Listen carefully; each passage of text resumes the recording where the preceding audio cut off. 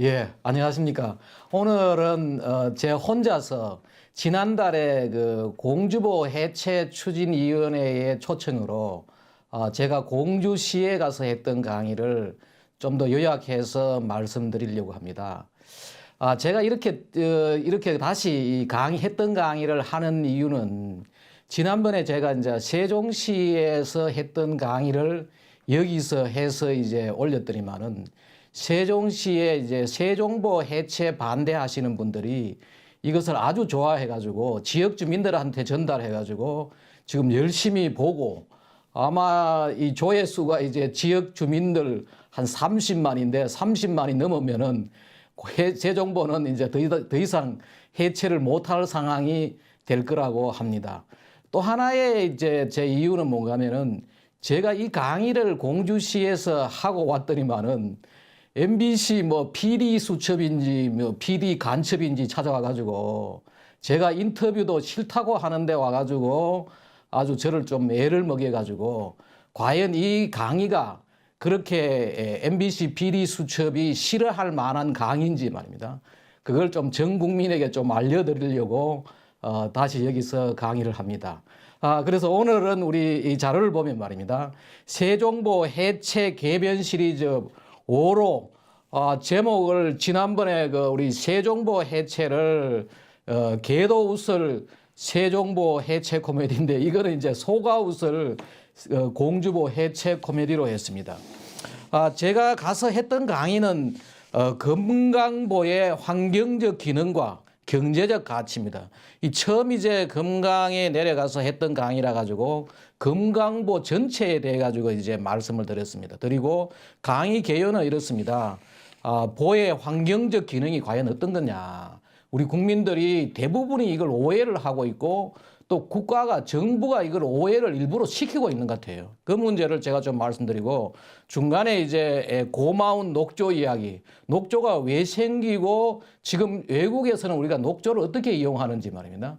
그런 이야기를 좀 하고 근데 이 고마운 녹조 이야기가 보니까 MBC 뭐 PD 간첩인지 거기서는 아주 싫어한 모양입니다. 그리고 또 한 가지가 이제 마지막으로 금강의 보가 얼마나 중요한지 그 경제적 가치를 얘기를 하고 조금 전에 말씀드렸지만은 이 PD 수첩이 아주 열받은 강의입니다. 근데 특히 저도 이제 이걸 보면서 좀 화가 났던 게 뭐냐면은 MBC PD 수첩이 원래 그 광우병 문제를 국민들을 속이고 그리고 광우병을 일으켜 가지고 그 난리를 피웠고 지금도 보면은 뭐 이상한 지금 4대강에 대해 가지고 잘못된 정보를 전달해 가지고 저한테 인터뷰를 요청을 왔을 때 처음에는 인터뷰를 하려고 했다가 광우병 문제 뭐 이런 걸 생각하면서 이분들하고는 안 하는 게 좋겠다. 그래서 이제 안 하겠다고 했더니만은 비리 수첩에서 우리 학교 제 과에 조교한테 전화를 해가지고 거짓말을 했어요. 자기가 졸업생인데 저 교수님 찾아뵙고 싶다고 강의 시간표하고 강의실을 앉아가지고 제가 이제 강의 끝나고 나오는데 그 찾아와가지고 학생들도 다 있고 한데 그 인터뷰도 허락도 안 한 인터뷰를 찍고 하길랑 제가 왜 이렇게 저한테 허락도 안 했는 걸 옳으냐 하면서 했던 거를 마치 제가 무슨 뭐 도망가는 거 사람처럼 만들고 그래서 이제 학생들이 있고 해가지고 제가 이제 창피하기도 해가지고 교정에서 잠시 인터뷰를 했어요. 했는데도 보니까 아주 뭐 이상하게 냈다고 여러 사람들이 얘기를 하고 해가지고 제가 이제 오늘 이 강의를 좀 더 많은 분들이 알 수 있도록 저렇게 강의를 하게 됐습니다. 제가 이제 오늘 말씀드릴 내용을 보면은 첫 번째는 이제 보의 환경적 기능입니다. 보의 환경적 기능인데 이 환경적 기능은 원래 영국 템즈 강에서 다 있었던 거죠. 이 템즈 강에 보면은 45개의 보와 관문이 있고 이분들이 이 보를 만들므로 해가지고 수질이 좋아지고 그래서 이제 이 계속 여기서 하수 처리장의 원리가 나온 거지요. 지금도 보면 위에 있는 이것이 이 템즈 베리어라 해가지고 영국에서 유명한 보입니다. 이게 하나의 유럽의 주요 관광지가 되어 있고 저도 이제 지난해에 영국 갔을 때 템즈 강에 여기 보에서 배도 타고 그쪽에서 어떻게 이 보를 가지고 수질을 관리하느냐 보기도 해봤습니다. 그리고 바로 이 원리가 바로 그렇습니다. 이에 보로에다가 물을 채우면은 이렇게 가라앉는다는 거죠. 가라앉고 이 원리를 이용해 가지고 여기 보면은 1889년에 하수 1차 처리가 영국에서 처음 나오고 그 이후에 이제 2차 처리 원리 나오고 지금도 전 세계적으로 이것을 다 쓰고 있죠. 우리나라도 이 원리로 가지고 뭐 서울에 있는 모든 하수 다 처리하고 있는 겁니다. 그래서 첫 번째 이 보의 환경적 기능은 수질을 개선하고, 왜냐하면은 물이 많아지니까 희석이 되고 또 여러 가지 오염 물질이 바닥에 가라앉는 겁니다. 또 두 번째, 그래서 우리가 지금 보면은 이 보로 인해 가지고 뻘이 생겼다는 것은 뭐냐? 바로 여기 보면은 지금 지난번에 이렇게 4대강 사업하고 나서 4대강 사업을 반대하는 분들이 이 보에 내려가지고 뻘이 생겼다고 이렇게 난리를 쳤는데, 이게 뻘이 생겼다는 그 자체가 수질이, 위에 있는 수질은 좋아졌다는 이야기예요. 그리고 뻘이 생기니까 여기에 뭐 실지렁이라든지 붉은 깔따구 같은 것들이 생기는 거죠. 그리고 이것이 결국은 우리는 이걸 뭐라 그러냐면 청소동물이라 그래요. 근데 이것을 또 이상하게 뭐 오염내성종이라, 물론 오염물질이 있는데 잘 살죠. 그렇지만 이것 오염물질에 있는 것 잘 산다는 것은 뭔가 하면 오염물질을 정화한다는 것입니다. 그래서 뻘이 생기면은 실지렁이가 생기고, 결국은 실지렁이가 뭐냐? 바로 이 물고기가 다 먹어치우는 거죠. 그래서 금강이라든지 뭐 이런 데 보면은 낙동강도 그렇고 이게 보를 만들고 나서 어마어마한 물고기가 늘어난 게 다 뭐냐? 바닥에 가라앉은 것을 이렇게 청소동물이 먹고, 이 청소동물을 결국은 뭐냐? 물고기가 먹음으로 해가지고 되는 거죠. 이 그림이 다 우리 수질관리 교과서에 나오는 겁니다. 그 수질관리 교과서에 보면은 이것이 하나의 물이 스스로 정화되는 현상, 자정현상이라 그러죠. 이렇게 일어나는데 우리는 지금 잘못 생각하고 마치 뻘이 생기면은 수질이 나빠진 걸로 만드는 거죠. 또 하나의 보의 기능은 뭐냐? 바로 여기서 쓰레기 청소를 하는 거죠. 이게 우리나라 팔당이죠. 팔당 댐이 일종의 큰 보입니다. 거기서 이렇게 쓰레기를 다 걷어내고, 만약에 팔당 댐이 없으면은 서울시에 어마어마한 쓰레기가 지금 내려오고, 연에 8대의 배가 지금 2,000톤의 쓰레기를 걷어내죠. 또 하나는 뭐냐? 보로 인해 가지고 산소를 공급하는 거죠. 제가 왜 이 보에 대한 기능을 잘 아는가 하면은, 제가 81년도에 이제 유학을 가가지고 거기서 석사 공부, 박사 공부를 하면서 뉴저지 북쪽에 있는, 미국 바로 뉴욕 옆에 있는 뉴저지 북쪽에 있는 패사익 강에서 석박사를 다 했는데, 여기 보면 보를 만들어 가지고 이렇게 산소를 불어 넣어주고 여기에 발전도 하고 또 이게 밑에 가라앉아 가지고 수질도 개선하고, 그래서 저는 이 일생에 처음 낸 논문이 바로 이게 보에 대한 논문이에요. 이게 제 이름이 바로 여기에 있는데, 미국 수자원학회 1985년 6월호에 나간 논문이죠. 제가 어떻게 하다 보니까 이 데뷔작이 결국은 3, 40년 후에 이렇게 지금까지 이 보에 대한 어떤 수질 개선 얘기를 하게 만드는지 모르겠습니다. 이렇게 되고, 또 하나가 뭐냐? 그렇다면 금강은 어떻게 됐느냐? 금강의 수질이 분명히 보를 만들면 좋아질 거라는 것을 제가 알고 이렇게 논문을 우리 석사 학생하고 같이 논문을 써가지고 낸 거죠. 저는 그래서 지금까지 여러 논문, 한 150편의 논문을 냈는데, 이렇게 이 전국적으로 이 문화일보, 뭐 조선일보, 그 다음에 뉴데일리 또 방송도 나가고 이렇게 해보기는 처음인 것 같습니다. 이 논문에 보면은 핵심이 뭐냐? 아래는 금강 아래는 보를 만들었고 준수를 했고 그 수질이 좋아졌죠. 분명히 이게 좋아지고, 위는 이것이 뭔가 하면은 저걸 안 했죠. 보를 안 만들었으니까 변화가 없어야 되는 거죠. 근데 이제 수질 국가관측망에서 나온 수질로 가지고 통계를 내보니까 딱 그대로 나왔죠. 위에는 변화가 없고 아래에는 좋아진 거죠. 그것도 뭐 어떤 경우는 한 거의 반 이상, 아마 4대강에 지금까지 여러 가지 수질 개선 사업을 한 것 중에서 지금처럼 이렇게 획기적으로 좋아진 거는 드물죠. 드물고, 또 거기에다가 어떤 사람들은 이야기하는데 왜 2009년하고 2012년을 비교했나? 중간에 그러면 2010년과 11년은 어디 갔느냐? 2010년과 11년은 공사 기간이에요. 거기서 공사를 하기 때문에 비교를 할 수 없고 바로 공사 바로 전이 2009년이고 바로 후가 2012년이니까 12년하고 9년을 비교하는 거죠. 더 아래도 하면 안 되죠. 왜냐하면 다른 요소가 들어가기 때문에 어떤 사건이 어떤 큰 변화가 있으면 변화 바로 전과 후를 비교하고 또 거기에다가 왜 2013년은 또 비교했느냐. 2012년에 한 결과가 맞느냐 다시 재확인 통계적으로 그걸 우리가 컨퍼메이션 테스트를 하는데 그 컨퍼메이션 테스트를 하기 위해서 이렇게 변화된 거를 본 겁니다.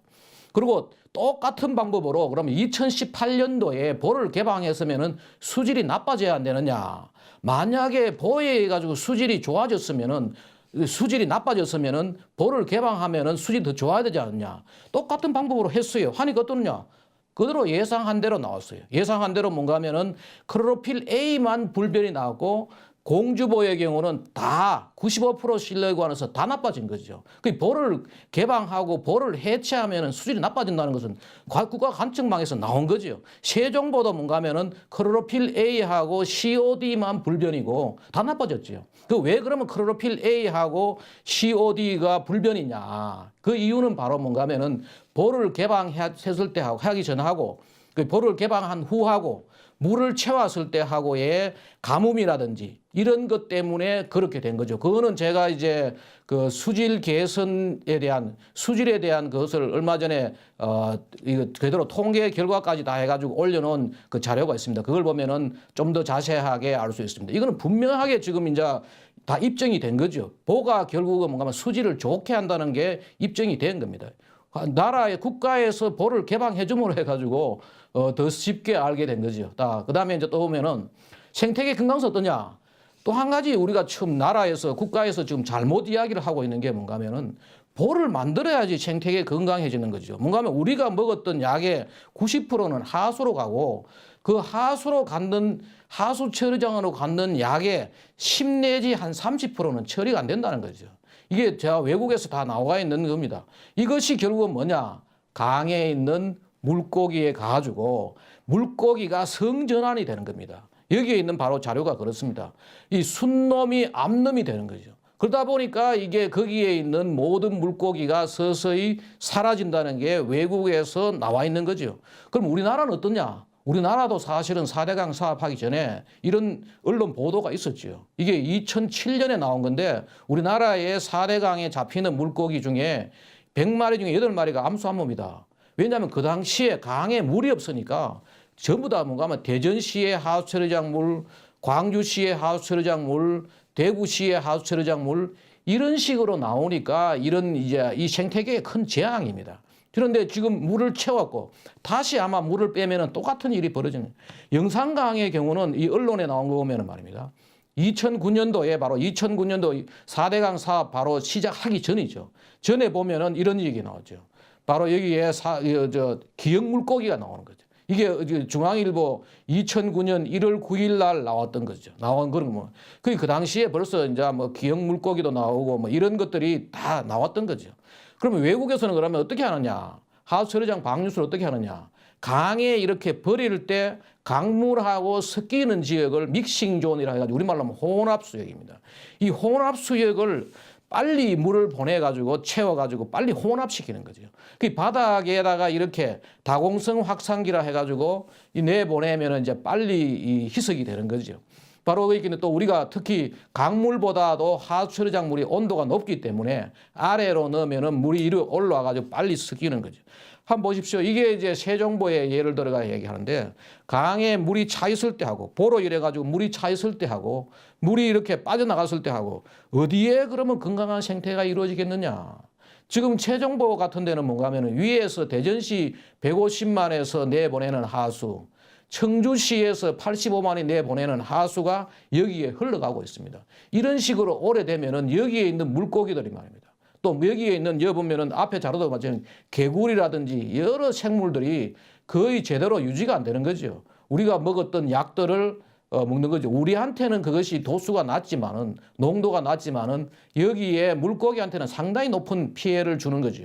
제가 왜 이것을 왜 하는가 하면은 제가 이 85년도에 미국에 박사학위를 할 때 몇 년 동안 이 일을 한 거예요. 이 박사학위 논문입니다. 옆에 박사학위 논문 첫 페이지고 위에 있는 그림은 박사학위 논문 안에 들어있는 거죠. 이것이 혼합될 때 이것이 강물과 어떻게 되느냐. 이 논문의 근본적인 주요 핵심은 뭔가 하면은 우리가 하수를 처리해가지고 버릴 때 그 하수 처리장에 물을 어떻게 버리고 그것이 어떻게 혼합되고 그 지역의 수질이 어떻게 변화하느냐. 그거를 이제 미분 방정식으로 풀고 컴퓨터 시뮬레이션하고 현장 측정 자료하고 비교해가지고 하는 거죠. 이게 중요한 논문이 되고 그러다가 보니까 중요한 어떤 학술지에도 실리고 했던 거죠. 그 제가 여기 보면은 박사학위 논문을 영어로 되어 있는데 이걸 우리말로 하면은 강혼합 수역 특성에 관한 수학적 모델 연구 뭐 이런 식으로 번역되어요. 그래서 제가 이 부분을 아주 남보다도 잘 알고 있습니다. 그러니까 자신 있게 우리가 좀 강에 빨리 보러 가지고 물을 채우고 그 채워진 물에다가 우리 하수를 버려야지 생태계 피해가 적다는 거죠. 그다음에 우리가 보면은 그리고 이 보면은 강에는 말입니다. 원래 큰 강에는 물이 가득해야지 건강한 생태가 유지됩니다. 지금 여기에 보면은 이포보에 물을 다 빼가지고 전부 모래톱을 만들어 놓고 또 낙동강에도 보면은 뭐 황강 지역, 합천 창녕보 지역 전부 모래톱을 만들어 놓고 그래 놓으니까 이제 뭐 성촌보 지역에 맹꽁이가 나왔고 물새떼가 나왔고 꼬마 물새떼가 나오고 뭐 공주보에는 표범 장지뱀 민물 가마우찌가 나왔다 뭐 이런 식으로 지금 생태가 건강해졌다 그러는데 이 건강한 생태가 아니고 실제로 강을 보십시오. 강이라는 것은 뭔가 하면은 작은 지천이 모여가지고 큰 강이 되는데 이 지천에 살 생물은 따로 있고 본류에 살 생물은 따로 있습니다. 지천 살 생물을 우리가 유수성 생물이라 해가지고 흐르는 물에 사는 물고기고 이 본류는 뭔가 하면 정수성 생물, 물이 고여 있는 물을 천천히 흐르는 물에 사는 생물인데 어제도 보니까 이제 뭐 금강에서 흰 수마자가 나왔다. 환경부에서 그걸 보도 자료를 내가지고 마치 좋아진 생태계라고 착각을 하는데 흰 수마자는 물이 이렇게 유속이 빠르고 이렇게 수심이 얕은 개천에 사는 겁니다. 근데 이게 이제 물을 다 빼니까 개천이 돼가지고 흰 수마자가 내려온 거죠. 그걸 이 전공하는 사람들이 제대로 얘기 안 하고 환경부에서 그걸 하니까 마치 이게 뭐 생태계가 살았다. 잘못된 생각입니다. 그래서 우리가 지금 뭐 4대강 살리기를 자연성 회복이라 그러는데 그게 아니고 큰 강을 지금 개천으로 만드는 그러한 일을 하고 있어요. 또 더 좋은 자료는 뭔가 하면 팔당에서 이미 입증된 게 있습니다. 팔당댐이 이게 뭔가 하면 73년도에 생겼는데 팔당댐이 생기기 전에는 말이에요. 여기 보면은 물고기가 국가의 31종 그 당시에 마치 어떤 학자분들이 이런 것들을 조사해가지고 남겨놓은 기록이 있으니까 이게 알 수 있는 거죠. 그리고 2004년도에 나온 자료를 보면은 바로 15가 45종, 그 물고기 종이 지금 45%나 늘어났다는 거예요.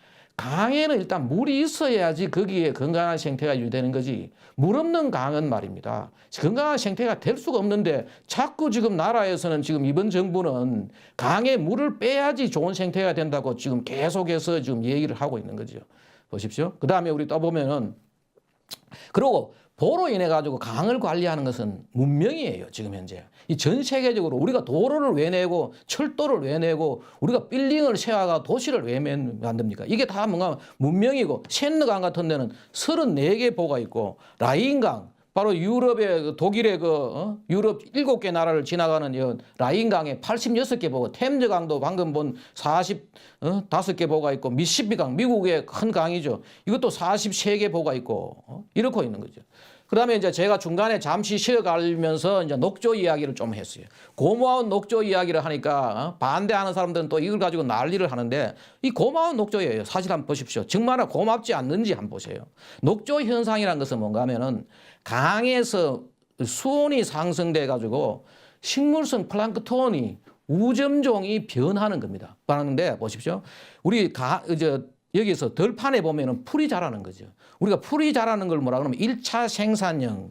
바로 태양의 에너지를 다시 화학 에너지로 만드는 거죠. 풀이 자라니까 거기에 나비도 살고 이제 뭐 여러 가지 새도 살고 하는 거예요. 똑같습니다. 옆에 있는 게 이게 식물성 플랑크톤. 물 속에는 식물성 플랑크톤이 광합성을 해야 되는 거죠. 이 광합성을 하니까 거기에 이 식물성 플랑크톤을 동물성 플랑크톤이 먹고 물벼룩도 먹고 뭐 달팽이도 살고 물고기도 살고 하는 거죠. 그런데 물 속에 사는 이 식물성 플랑크톤이 보통 온도가 낮을 때는 이 규조류라는 게 살아요. 이 규조류는 색깔이 거의 보이지 않나요?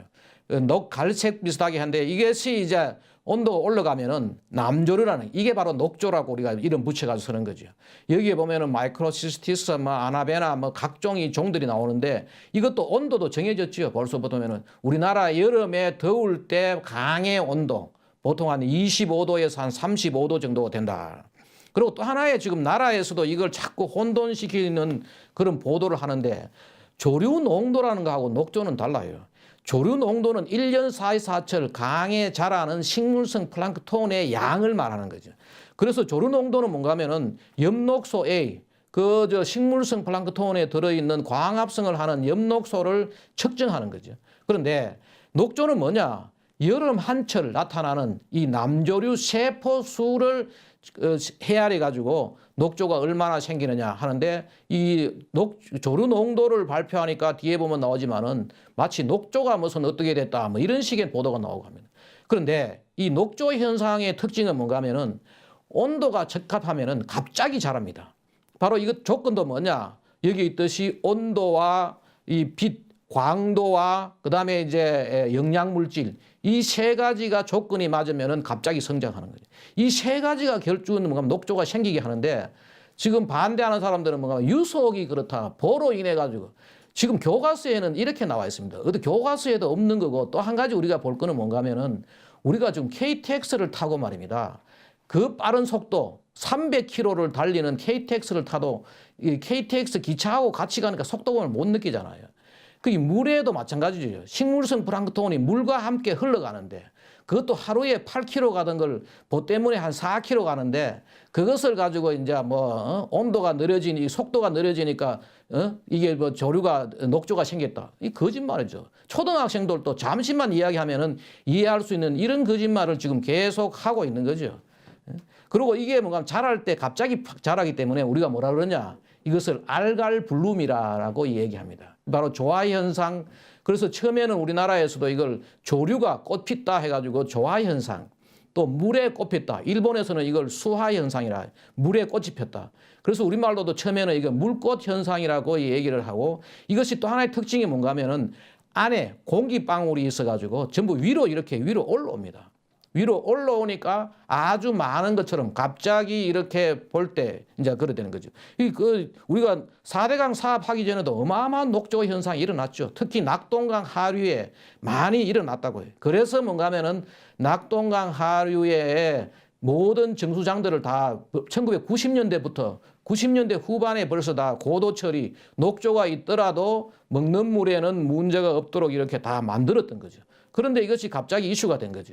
근데 이슈가 된 것도 처음에 이 반대하는 사람들이 이걸 별로 생각을 못 하고 있다가 2012년도 8월 달에 이때가 이제 4대강 사업이 끝나갈 때쯤 됩니다. 그때 뭐 했느냐? 북한강에서 녹조가 생겼어요. 그 당시에 이제 온도가 좀 올라갔고 그때 이 영양물질이 위에서 춘천이라든지 이쪽에 나와가지고 의암댐 또 그다음 팔당댐의 상류에 있는 북한강 지역에 녹조가 생겼다고요. 이것이 이제 저서히 내려오고 한 거죠. 근데 보는 이포보, 여주보, 강천보는 아래에 남한강에 만들었어요. 남한강에 만들었고 자기들도 발표를 하면서 북한강이라고 이렇게 얘기를 했어요. 하면서 뭔가 하면 4대강 때문에 그렇다.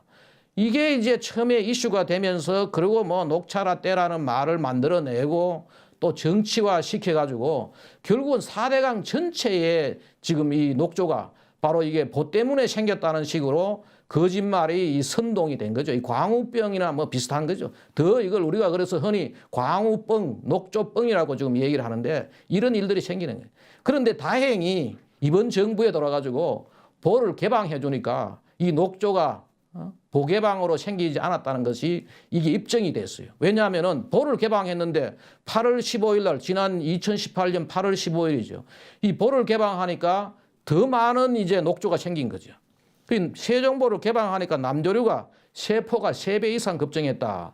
이게 바로 국가에서 관측된 거죠. 맨 위에 있는 거는 2016년, 그 아래에 있는 거는 2017년, 그다음에 2018년인데 2016, 17의 여름에는 바로 6, 7, 8월인데 말이에요. 이때는 보를 개방 안 했지요. 근데 2018년에 보를 개방하니까 여기 보면은 이 남조류 개체수 여기 보면 여기 나와 있죠. 클로로필 A는 조류 농도를 말하는 거고, 남조류 개체수는 바로 여기에 녹조를 말하는데, 바로 여기에 2018년 보를 개방하니까 위에 있는 것보다 훨씬 더 많죠. 또 보면은 세종보 여기 보면은 6, 7월에는 말이에요, 아예 녹조도 안 생겼어요. 남조류 개체수가 0 뭐 이렇게 되는데 바로 이게 보를 개방하니까 이것이 훨씬 더 많았어요. 그래서 제가 여기 보면은 이 펜앤마이크 정규제 TV에 8월 17일 날 이 자료를 가지고 자세하게 4대강 녹조 사기 증거 나왔다라는 것도 했고, 또 그다음에 이 요거는 8월 17일은 세종보 이야기고, 그다음에 이제 8월 22일에 다시 공주보 백제보에도 위에서 이것이 제대로 이게 오염 물질이 제거가 안 되니까, 보로 인해가 제거가 안 되니까 더 많은 물질이 내려 나와가지고 이것이 급증한 거죠. 이것도 이제, 그런데 이게 이제 그 전에 벌써 6월 달에 뭔가 하면 국무총리실에서, 환경부도 아니고 이 국가적인 중요한 사안이다 해가지고 환경부도 아닌 국무총리실에서 뭔가 하면은 6월 달에 1월부터 6월 달까지 관측된 이 조류 농도 갖고, 그때는 녹조가 안 생기죠. 8월 달에 생겼는데. 조류 농도를 비교를 해가지고 발표를 해가지고 조류 농도가 이렇게 세종보하고 공주보가 줄었다. 그런데 성촌보, 죽산보는 올라갔어요. 이 여기에 대해서는 지난번에 제가 세종보 이야기에 좀 더 자세하게 돼 있으니까 참고하십시오. 이렇게 됐다 해가지고, 근데 그것도 통계도 엉터리예요. 뭐냐면은 무슨 비교를 하려고 그러면 같은 한 해를 비교를 해야 되는데, 하나는 2013년부터 16년 4년을 평균하고, 하나는 2018년 1년을 평균해가지고 엉터리 통계 비교해가지고 41% 죽었고 뭐 40%를 줄었다라고 얘기를 하니까 언론에서는 이것을 뭐냐, 세종보의 녹조가 40% 죽었다, 이런 식으로 지금 조류 농도와 다른데 말이에요. 이런 식으로 된 건데, 왜 그러면은 보를 개방하면은 이게 조류 농도와 녹조가 다르죠. 그리고 왜 그러면 보를 개방하면은 녹조가 급증하느냐? 수량이 줄어드니까 수온이 급증하죠. 이 강에 물이 차 있으면 수온이 쉽게 오르지 않는데, 이게 이제 물을 빼버리니까 수온이 오르고 영양 물질이 이렇게 증가한 거죠. 그러다 보니까 3배 뭐 더 이상 지금 나오고 있는 그런 상황이 된 거죠. 그리고 세계 곳곳에서 녹조가 생깁니다. 보십시오. 보면은 영국, 호주, 일본, 뭐 중국 곳곳에서 생기고, 미국도 뭐예요? 이게 삼각형 되어 있는 요것이 바로 이제 녹조가 생겼다는 건데, 전 모든 주에 녹조가 생겼고, 거기다가 알라스카, 제가 이 보여드리는 것 보면 알라스카에까지 이 녹조가 추운 지방에도 생기는 거죠. 왜 그러면 생기느냐? 바로 이 비료 때문이에요. 녹조가 왜 고마운지 말이에요. 그 얘기를 제가 들으려고 그러는데, 이 인삼 비료를 누가 했느냐? 바로 1842년에 영국의 존 노라는 이 농부가 바위가 있는데, 그 바위가 있으니까 농사가 잘 되더라. 그 이유를 보니까 바로 이제 인 비료가 되니까. 근데 이 바위에 있는 이 인은 그대로는 제대로 식물이 이용을 못 해요. 여기에다가 황산염을 투입해가지고 비료 공장도 만들어가지고 인류 문명에 획기적인 변화를 한 거죠. 그래서 일본은 보면 앞에 이름에 서라고 붙었는데, 이게 뭔가 하면은 영국에서는 그 귀족 자기를, 이 농부가 귀족 자기가 붙은 거죠. 굉장히 훌륭한 일을 한 거죠. 만약에 이 당시에 노벨상이 있으면 노벨상을 받을 감이죠. 그리고 또 하나는 뭐냐? 바로 이게 독일에서 프리츠 하버라는 사람이 질소 비료를 발명을 했어요. 이 질소 비료를 발명한 사람은 이게 1918년에 노벨상을 받았고, 바로 이 사람은 또 특이하게 말입니다. 바로 우리 번개의 원리를 이용한 거죠. 우리 공기 중에는 질소가 많아요. 한 78%가 바로 보통 질소고, 그 중에 한 20%는 산소고 한데, 근데 이것이 이제 번개가 치면은 대기에 있던 질소가 타는 거죠. 산소와 결합을 해가지고, 이래가지고 이것이 이제 질소 비료가 되는 거죠. 근데 이분은 이걸 가지고 이제 암모니아를 아주 압력을 많이 주고 온도를 높게 해가지고 거의 벼락 치듯이 만들어가지고 이것을 만들어낸 거죠. 그리고 또 하나 재밌는 거는, 지난번에 제가 이제 강의할 때도 한번 해야겠지만은, 우리 선조들도 벼락이 많이 치는 해는 농사가 잘 된다는 걸 알았다는 거죠. 근데 이 원리를 이용해, 그래서 지금도 뭔가 질소 비료는 뭐냐? 공기가 원료예요. 공기가 있으면 만들어지는 거죠. 이런 것들 때문에 우리가 많으냐? 지금 보십시오. 어마어마한 사람이 먹고 남는 식량을 만들어내는 거죠. 지금 전 세계에 만들어지는 식량은 100억 명이 먹는다는 거죠. 그런데 이것이 제대로 분배가 안 돼가지고 여전히 한 10억 명은 지금 기아에 허덕이고 있는데 그 100억 명이 먹는 이 식량을 만들어내는 게 다 비료 때문이에요. 여기 보면은 1950년도 이후에 굉장히 많은 갈색 이것이 바로 뭔가 하면은 인광석을 가지고 인산 비료를 만든 거죠. 그전에는 뭐 했느냐? 옛날에 다 우리가 이러고 했죠. 60년대만 하더라도 다 농사 70년대 이렇게 해가지고 인분과 축분을 가지고 농사를 지었는데 인분 축분은 뭐냐? 바로 이제 강으로 가고 처리를 해가 강으로 가고 그 다음에 우리는 지금 뭐냐면은 이 비료를 가지고 지금 우리가 이렇게 이야기해요. 세계 인구의 반은 비료 덕에 먹고 산다. 비료가 없었으면 다 굶어 죽어요. 고마운 거죠. 이게 인산이 만들어졌고, 근데 문제는 뭐냐? 옛날에 우리 밭으로 가든, 이 논으로 가든 이것이 다 이제 강으로 가니까 이런 것들 때문에 녹조가 생겼어요. 그 녹조가 생기면 문제가 뭐냐? 녹조 안에는 유해 독소가 있어가지고 수돗물 생산에 문제가 되고, 그 다음에 가축이 그냥 먹었을 때 사망하는 그런 사례가 생깁니다. 이 수돗물 생산에 문제가 되니까 뭐 했느냐? 수돗물 고도 처리를 했죠.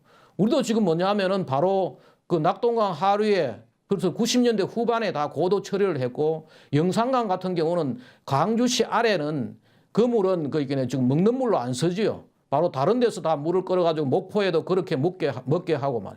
지금으로서 그 대책은 뭐냐? 녹조가 생겼을 때 녹조 제거선으로 가지고 끌어내 가지고 여기서 비료를 만들어내는 거죠. 이게 뭔가 하면은 미국의 상표 등록된 이 알가그로라는 녹조 비료예요. 여기 있는 영어가 바로 뭔가 하면은 slow release fertilizer, 천천히 방출되는 비료다. 그 얘기는 뭐냐면은 지금 우리가 비료를 뿌리면은 금방 이게 비가 한번 오면 사라지고 또 비료를 줘야 되는데 이 녹조 비료를 뿌려놓으면은 이것이 굉장히 서서히 분해되면서 비료를 만들어내기 때문에 지금보다도 이게 타임 컨트롤이 지금 있는 비료보다도 타임 컨트롤이 잘 된다는 거죠. 그리고 또 하나는 보면은 이거 가지고 LG를 가지고 녹조로 가지고 알가 플라스틱 이것도 상표 등록된 이거 가지고 뭐 하느냐 이런 식으로 플라스틱을 만들어 가지고 이걸 쓰는 거죠. 지금 문제 중에 지구의 환경 문제 중에 큰 문제가 뭐냐 하면은 플라스틱인데 지금 우리 석유로 만드는 플라스틱은 잘 분해가 안 돼요. 그래서 바다에도 문제가 되고 강에서도 문제가 되는데 이걸로 하니까 분해가 되는 거죠. 그래서 이 녹조로 가지고 뭐 하느냐 플라스틱을 만들어 가지고 사용하고 버리니까 이것이 분해되니까 상당히 좋은 지금 플라스틱으로 인정되고 지금 하고 있는 거죠. 또 하나는 뭐냐? 여기서 바로 에너지를 만드는 거죠. 이게 2010년도에 미국에서 나온 자료인데 미국 정부, 미국의 에너지성에서 나온 자료예요. 미국의 에너지성에서 7,800만 불을 조류로 가지고 녹조로 가지고 이것을 바이오 에너지를 만든다. 왜 좋냐 하면은 바로 여기에 있는 지금까지 바이오 에너지는 여기 보면은 뭐 코코넛, 오일팜 이런 걸로가 이용하는데 이것을 녹조로 가지고 하니까 지금보다도 한 15배나 많은 지금은 단위 에이크당 뭐 635 정도인데 여기 보면은 단위 에이크당 8,000갤론이 나온다는 거예요. 굉장히 효율적이고 또 여기에 뭐 들어가는 물도 아주 더러운 물 우리 그냥 가지고 하수 처리장에서 나오는 그 물 그대로 써도 된다 해가지고 이렇게 가는 거죠. 그래서 지금 보면 우리는 뭐 수소차, 전기차 하지만은 지금 LG 차를 만들어내는 연구들을 하고 있고 이것 말고도 여기서 뭐 화장품도 나오고 여러 가지 기타 의약품들을 만들어내는 거죠. 지금 이런 연구를 하고 있는데 우리는 지금 녹조가 뭐 말도 안 되는 보 때문에 생겼다고 지금 계속해서 그런 식으로 선동을 근데 선동은 말입니다. 거짓 선동은 그렇게 오래 가지 않습니다. 아주 오래 가지 않고 진실을 제대로 국민들한테 알리면은 언젠가는 밝혀져 가지고 그걸 선동한 사람은 사회적으로 엄청난 문제가 될 겁니다. 거기다가 지금 가면 이 자료는 저거예요. 바로 여기에 미국에서 녹조를 아예 길러려고 녹조 농장을 만들어 가지고 여기에 에너지도 만들어내고 화장품 원료, 의약품 만들어내려고 하는데 그 아래에 있는 것은 뭐냐면은 이 녹조라는 게 항상 따뜻한 온도에서 생겨야 되기 때문에 온실을 만들어 가지고 여기 또 청청이 이렇게 녹조를 키워가지고 단위 면적당 생산량을 높이기 위해 가지고 이런 연구들을 지금 많이 하고 있죠. 그다음에 마지막으로 제가 이제 금강보의 경제적 가치를 간단히 이제 말씀을 드리겠습니다. 아마 많은 분들은 기억하고 계실 겁니다. 2015년도에 충남 지역에 물이 없어가지고 제한급수를 했어요. 이때 이제 안희정 지사가 여기서 강물을 저쪽에다가 보령댐으로 올려가지고 쓰겠다고 이제 나왔던 데예요. 이때 보면은 여기 자료가 있지만은 수도권이나 이 충남 지역이나 가뭄은 똑같았어요. 수도권도 가뭄이 엄청나게 했어. 같은 가뭄이에요. 같은 색깔이 좋으면은 이게 정부에서 나온 자료인데, 그런데 서울이나 이 수도권, 경기도 수도권은 아무도 이게 가뭄을 느끼지 못했어요. 왜냐하면은 상강수계는 보십시오. 이게 소양강댐, 뭐 청평, 의암, 춘천, 화천, 또 이 남한강에는 충주, 뭐 괴산 각종 댐이 있으니까 엄청난 수자원이 있으니까 같은 이 가뭄이 오더라도 충남 지역에는 그렇게 난리인데 여기서는 전혀. 또 여기에 8개 시군의 인구가 한 50만 밖에 안 돼요. 50만 같으면 서울의 구하나 인구예요. 근데 구하나 인구가 제대로 먹을 물이 없어가지고 그 가뭄을 당한 거죠. 그래서 뭐냐 하면은 바로 금강유역은 말이에요. 우리나라에서 가장 수자원이 부족하고 가뭄에 취약한 지역이에요. 여기에도 또다시 이제 세종시가 들어서고 하니까 지금 더 이게 수자원이 부족하지요. 그런데 이 4대강 보는 말입니다. 강에 이게 아예 본류에 있으니까 여러 물이 서다가 다시 돌아오고 해가지고 우리가 흔히 강 본류에 있는 보는 회기수 차집기다. 영국의 뭐 템즈강, 뭐 독일의 라인강의 무슨 그 보 86개 보 이런 등등이 다 왜 만들었느냐? 회기수를 우리가 강에 물을 쓰고 나면은 서서 없어지는 걸 우리가 소모수라 그럽니다. 땅 속에 들어가 보든지 정발해 버리든지 뭐 이런 것들을 소모수라 그러고 다시 이렇게 돌려오는 것들을 회기수라 그래요. 근데 이게 보에 강 본류에다가 보를 만들면은 회기수들이 다 내려오는 거죠. 이 차집기가 돼 가지고 내려오고 또 이 위치가 이 강 지금 4대강 이 보들이 다 위치가 뭔가면은 낮은 데 있기 때문에 지하수들이 가뭄이 들더라도 거기에 들어있던 아래까지 있던 지하수들이 빠져나오는 거죠. 그 지하수가 들어오고 해가지고 여기 보면은 4대강 보의 물은 영원히 마르지 않는다. 제가 지난번에 이제 가뭄이 얘기를 하면서 한번 이런 말씀을 드렸는데 아마 여기 우리 소양호가 마르고 여기에 있는 대청댐이 마르더라도 말이에요. 이 4대강 보의 물은 금강에 있는 보의 물은 절대 안 마릅니다. 왜냐하면 계속 위에서 서고 나오고 하니까 그 이런 보 또 그렇게 금강에 이렇게 수자원이 없는 이 지역에 있는 보를 나라에서 지금 없애버리려고 그러면은 건강한 생태가 나빠지고 수질도 나빠지는데 그걸 계속해서 거짓말을 하면서 없애려고 말입니다. 그렇게 지금 하고 있다는 거예요. 또 하나는 뭐냐? 우리나라는 가뭄과 홍수의 나라인데 30년 대가뭄이 지금 시작된다는 거 아니에요.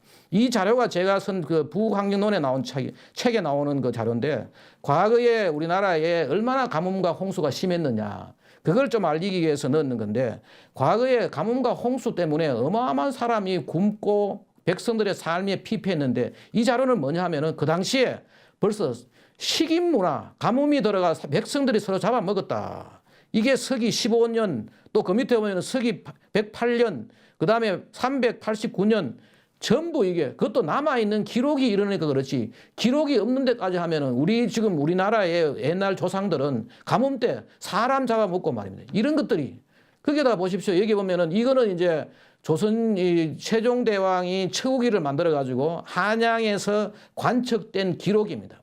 기록인데 보면은 계속 가뭄과 홍수 높은 거 나른 거 이렇게 계속 가뭄과 홍수고 거기다가 조선 왕조 말 30년 대가뭄이 있었죠. 이때 1875년에서 1905년 사이에 대가뭄이 있었고 1894년에 바로 동학 농민이 바로 가뭄 때문에 일어난 거죠. 바로 이런 나라인데 말이에요. 이런 나라에다가 이게 그걸 없애려고 지금 그런데 이게 문제가 뭔가 하면은 바로 우리나라는 보면은 이게 가뭄 주기가 작게는 38년 길게는 123년으로 주기가 온다는데 이 두 주기가 만날 때가 뭔가 하면은 지난번 동학농민운동 일어나고 있을 때 조선왕조 30년 대가뭄이었고 또다시 만나는 것이 언제냐? 바로 지금이라는 거 아니에요. 제가 그래서 정말 이런 주장을 하는 분이 말이 맞느냐 싶어가지고 저 조사를 봤어요. 우리나라의 그 가운데 되는 우리나라의 한반도의 중심이 되고 하는 데를 보면은 청주라든지 원주의 이 가뭄, 기상청 가뭄 사이트에 가 보니까 지금 벌겋게 오잖아요, 지금 현재. 지금 이렇게 가뭄이 시작되고 있는 게 눈에 보이는데 국가에서 그 무리 없는 건강의 볼을 헐어버리가 그런 일을 지금 국가에서 왜 그러는지 이유를 모를 말이에요. 그런 일들을 지금 하고 있다는 거죠. 그다음에 이제 마지막으로 하나만 이제 더 말씀드려요. 또 하나가 뭐냐? 지금은 이제 바로 스마트팜, 빌딩 농업이 나온다는 거예요. 여기에 있는 이 빌딩이 뭐냐면은 캐나다에 벌써 만들어졌던 거죠. 여기 빌딩을 만들어야 빌딩 안에서 농사를 지어가지고 3만 5천 명의 3만 5천 명이 먹고 살 이제 여러 가지 식량들을 보내는데 안에서 이렇게 채소도 키우고 뭐 과일도 열개하고 하는 거죠. 지금 앞으로 미래에는 말이에요. 빌딩에서 인공지능 AI를 가지는 로봇이 알아서 농사를 짓는데 알아서 비료도 주고 알아서 물도 주고 말이에요. 그런데 문제는 뭐냐? 물과 에너지가 있어요. 물과 에너지만 있으면 말이에요. 이게 우리가 지금 좁고 척박한 국토도 물과 에너지가 있으면 부강한 나라가 될 수 있는 지금 시대가 달라진 거지. 옛날에는 땅이 넓고 또 이 노동력이 그래서 전쟁을 왜 했느냐. 바로 땅 뺏고 노예 뺏으려고 한 거예요. 옛날 사람들이 왜 전쟁까지 했느냐. 지금은 근데 그 필요 없다는 거 아니에요. 그리고 한번 보십시오. 이런 것들을 잘 알았던 분이 벌써 미국의 프랭클린 루즈벨트 대통령 지금 이 사람이 장애인의 몸으로 4선을 했던 미국도 전부 다 2선인데 이것이 이분이 그 당시에 이제 미국 경제대공황 또 제2차 세계대전 이런 것 때문에 4선까지 했어요. 이 장애인의 몸으로 미국에 어마어마한 댐을 만들고 물 관리를 한 거죠. 근데 이분의 주장은 이거예요. 물 없는 국토는 아무런 쓸모가 없다. 벌써 그 당시에 물 없는 국토가 얼마나 쓸모없고 지금 우리가 보면 몽골이 우리나라의 지금 7배 국토가 넓어요. 그런데 거기는 물이 없기 때문에 일부 지역은 물이 있지만 물이 없기 때문에 관리만 골치 아프지 우리가 7개 넓다고 아무 부러워할 거 없어요. 좁은 국토도 물과 에너지가 있으면은 아주 잘 살 수 있는 그런 나라가 될 수가 있다는 거죠. 이런 나라에 물 없애고 에너지 없애려고 하는 정부가 도대체 어떤 생각을 하고 있는지 저는 이해가 잘 안 됩니다. 그리고 또 금강은 마지막으로 굉장히 국가적으로 중요한 지역이에요. 이것이 제가 찾은 자료인데 보면은 쌀과 채소 보면은 여기 보면은 우리나라의 충남과 이 전북 일부도 뭔가 뭐 금강수계예요. 거기 보면은 봐요. 상당히 많은 양의 쌀을 만들고 있기는 거의 국가에 뭐 내가 볼 때는 거의 한 반 조금 되는 정도의 쌀을 여기서 생산하고 있고 채소도 보면 여기서 나오는 거죠. 그래서 우리가 만약에 이 금강에 물이 없고 금강에서 제대로 농사가 이루어지지 않으면 전국에 다 피해를 주는데 그런데 특히 또 전국에 지금 건강이 마르면 전국적인 피해를 주죠. 그리고 우리나라는 지금 현재 식품의 40%를 수입에 의존하고 있습니다. 상당히 많은 양의 이 식품들이 외국에 들어오는데 이 식품 외국 수입을 앞으로 줄여나가야 되는 게 두 가지 이유가 있습니다. 하나는 뭔가 하면은 수입을 줄이는 경제적인 효과도 있지만 또 하나는 뭐냐. 외국 수입 식품이 건강에 좋지 않는 거죠. 지금 뭐 중국이라든지 여러 이런 후진국에서 들어오는 이런 식품들이 거기에 뭐 농약이라든지 중금속이라든지 이런 문제들이 있기 때문에 식품만은 우리가 스스로 작업할 수 있는 그러면 앞으로 이렇게 빌딩 농업도 하고 물과 에너지가 있으면은 우리가 일자리도 만들고 말입니다. 농촌도 잘 살게 하고 그렇게 할 수가 있다는 거죠. 제가 여기까지를 강의를 한 내용들입니다. 감사합니다. 예. 오늘은 이것으로 제 이제 그 4대강 보해체 시리즈 5번을 마치도록 하겠습니다. 예, 감사합니다.